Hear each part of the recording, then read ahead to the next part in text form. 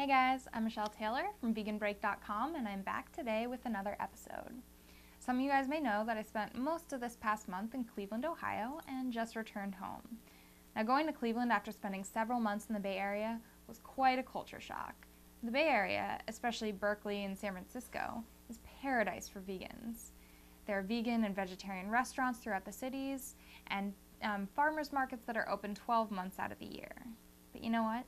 This is going to sound really crazy, but maybe one of the things I miss most about Cleveland is that it's not a vegan paradise. Don't get me wrong, there's tons of veggie-friendly restaurants in Cleveland, but there's just no comparing the vegan options that exist in Cleveland to those that exist in places like Chicago or New York or San Francisco. And you know what?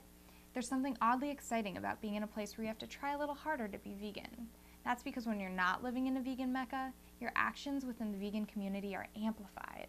Instead of sitting back and enjoying 1,000 different options, you get to be one of the key people to help support, build, and create an emerging vegan culture. Now in Cleveland, I watched as a few key individuals transform the city through their dedicated activism and through an amazing grassroots organization called Mercy for Animals. You wouldn't believe all they've accomplished in the past few years.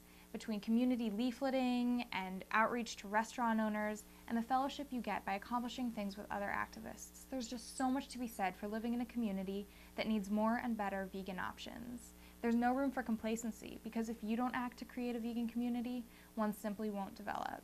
As I see it, Cleveland is at the halfway point between being a city with pathetic vegan options to being one with a thoroughly established vegan scene. And I think the lower down on the spectrum you go, the more challenging life as a vegan is, but the greater your potential to influence your emerging vegan culture. Now, I know I've got subscribers to this show who live in rural Texas, Louisiana, and Mississippi. If you happen to be one of the people who live in an area with limited vegan options, just know that it's all the more reason for you to feel excited about your ability to create change in your community. Head on over to meetup.com and see if there's a local veggie network you can plug into. If not, create your own. Check out sites like happycow.net and vegdining.com to see if there's any vegetarian or vegan restaurants in your area. If you don't see any listed, make sure to create your own entries for the most veg-friendly restaurants you can find. There's so much you as an individual can do to influence your community, and I really encourage you to go do it. That's all for today, but thanks so much for watching, and hopefully I'll see you again soon. Bye.